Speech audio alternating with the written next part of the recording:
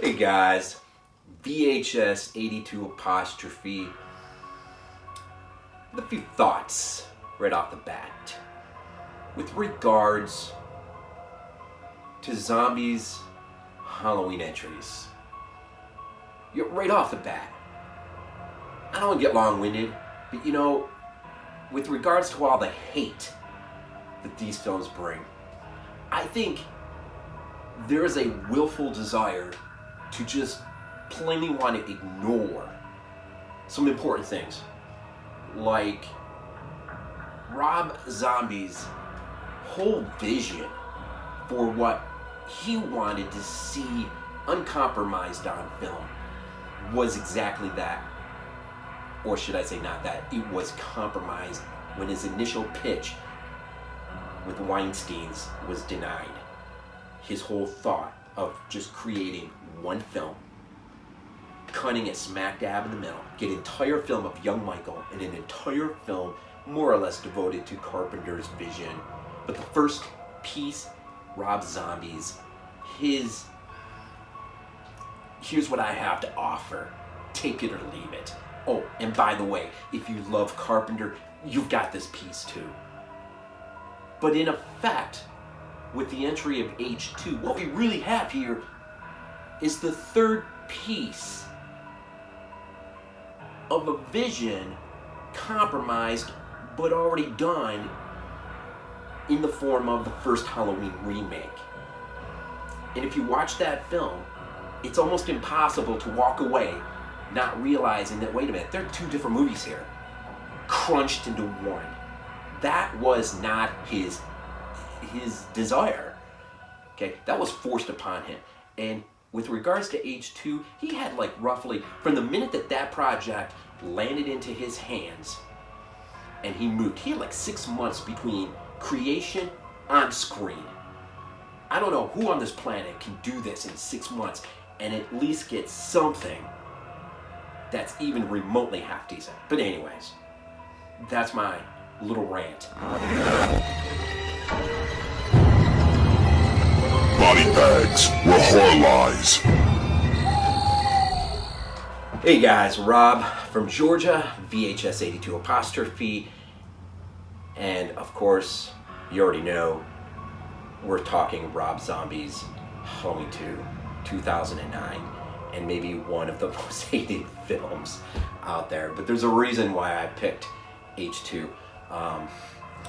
It fits nicely right between Fulci's Beyond and Argento's Inferno. Not that I'm putting Rob Zombie anywhere near the level of those two directors, but the films have something uniquely in common. They are films that are predicated on being films of images, and images that outweigh the mere mechanics of plot. Okay, plot sort of takes a second seat here to the strong impressions that are put upon screen, and they're not designed to make us sit there and reflect and think. We're just really, I guess, supposed to be put into a state of awe, or I can't believe I'm looking at this, or watching this. So those three films I think fit very nicely, and really my attempt here is to maybe change some minds and hearts about how we view this film in particular. So let's just start real quick here. This is, of course, a Rob Zombie film written and directed by him. Wayne Toth, of course, does the special effects, makeup, music. Of course, Tyler Bates is back on. Scott Taylor-Compton, of course, the cast. Tyler Mane and Malcom McDowell and Brad Douriff, who is just a heavyweight in this film. Caroline Williams, of course, Stretch from TCM2, Margot Kidder, and on and on and on. And oh, I forgot, Danielle Harris, of course. And there are others. Quite a remarkable cast. But this film, well, the plot. There is a plot. The film, leaps off of really literally right after the original, Zombie's original film / remake, with finding Laurie just wandering on the streets of Haddonfield. and subsequently she's taken to the hospital. But once we're in the hospital, we've already moved out of reality stage into nightmare state. You know what? I'm just gonna say it right now. I'm not gonna deliberately try to spoil or anything, but this movie's been out for so long now. I'm really concerned with how people view this film, or maybe want to give this film a second chance. So right off the beginning, once we've moved off the street and we moved into the hospital, of course, you're being taken to where Michael's been taken. He's being put into the back of the ambulance. You get all these images right off the bat, and once you're into the hospital scene, the images are very, very strong in terms of the aftermath. This film is about aftermath, and too often, a lot of the criticism that's leveled at it is, well, I hate what they did with Laurie Strode, and I hate what they did with Dr. Loomis, and all these characters. And I think we forget that this film, Rob Zombie said something interesting on the director commentary. He said, the moment when Laurie is straddling Michael and she shoots him in the head, and she just goes into what I think is one of the greatest scream moments maybe ever on film. Go ahead, argue with me all you want. I think it's one of the greatest moments, because if you're invested in the film, you're invested in her. How does your heart not just ache for her as a character at that point? And Rob says at that point, that's when she becomes an interesting character for him to continue to develop and work out. And initially, he wasn't even going to get that chance because he had already gotten his deal. He got both movies he wanted to make, unfortunately crammed into one piece when they should have been broken into two separate pieces, which we could have got more of each flushed out. But the Weinsteins being the Weinsteins, well, studio being studio, we didn't get that. And so when he's asked ultimately to come on board for, in effect, it's a sequel, in terms of his conceptual vision, his idea, he's already done it. So really H2 is part 3. It's the third act in what is already a 2-act play. So, we gotta look at it from that angle. We gotta look at it from maybe a more Fulcian point of view, or maybe an Argento point of view, in terms of a film of images. And it's a world of, these characters are crumbling right before our eyes. And how can they not, because of what they've been through? And this is Zombie's whole take. Say what you will about the White Horse and everything else, it does serve a purpose. So it's the bridge between Michael and Laurie psychologically, the connection that they have. And I heard somebody once say, I don't get it. Why do we have to see Michael eat a dog? Well, let's not forget the original John Carpenter film. He not only ate a dog, now we might not have seen him eat it, but we saw the dog in the corner of the house. He also killed a dog on screen. So I'm not sure why people are so shocked about that. But this film is a film predicated on images, and some very, very strong images. Maybe some of the strongest images of any Halloween film ever. I mean, some of the scenes in the hospital, in the alternative cut, especially in the hospital, the pit of bodies, Laurie in a coffin, a glass coffin. These things are images that carry some serious stuff here to think about, maybe not while receiving it, but maybe after the fact, later on. Even in the hospital scene, when we ultimately find out this is nothing more than a nightmare, I think the problem with that scene is it should have been played off more as a nightmare and not something that perhaps, whether directly or indirectly, was designed to throw us. I don't think we should have been thrown at all. I think we should have been somehow alluded to that this is a nightmare that is suddenly bursted out in front of us or upon us, right?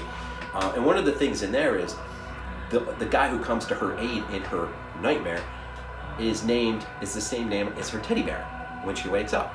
So, I mean, there's all these interconnections, and the things that go on with the psychologist and what's just everything going on in her. I mean, I just say this too. I know it just seems like I'm really rambling here, but man, I got a lot of passion for this film, and for all the criticism that gets leveled at it, because I'm the kind of person that I love films predicated on images first.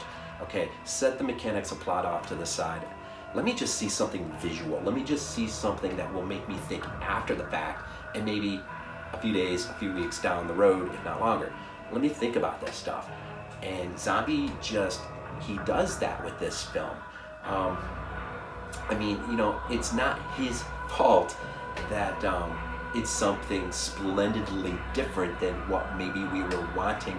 I mean, look what happened with 2018 Halloween. This was supposed to be, here, we're going to give you back to the fans what you want. I don't know if I've ever seen a film so split down the middle between those people who hated it and those people who, I guess, loved it.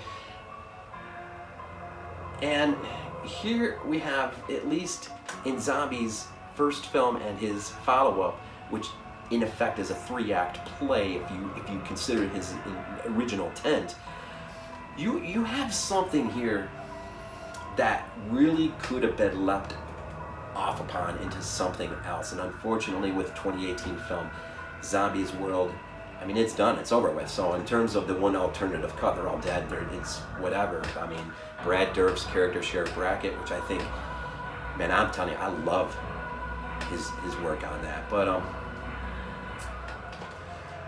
so it's just how we gotta take it. I'm a big fan of this movie. This movie just continues to grow on me. I have my favorite moments in the film. The moment out in the field when they come across him, and he has his great moment when he puts the mask on, and a lot of this is filmed in Georgia too, which is pretty cool, near Cummington, Georgia. And I've never been at that town, but one of these days I'm going to drive down there. So this is, of course, this is my German release. I really just got it because of the artwork. I thought it was one of the better artworks out there, and I'm a fan for that, a sucker for that, whatever. But yeah, so tucked right between The Beyond and Inferno, and it's a film again that just needs to be seen a certain way. And so hopefully I've said something that will cause you to take a relook at it and look at it a little differently. Anyhow, I can't think of what else to say, but I love this one. Rating, it keeps growing on me. I think this film is a solid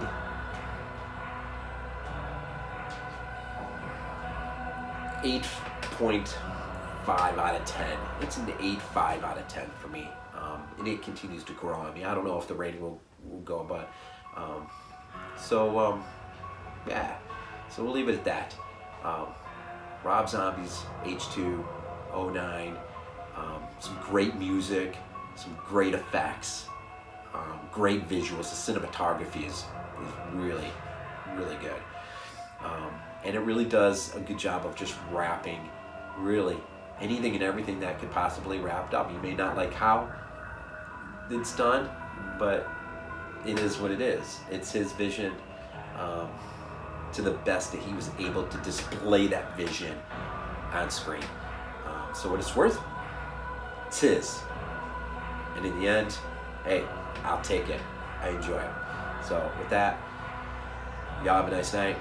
Again, VHS82 apostrophe. And as always, go Bills.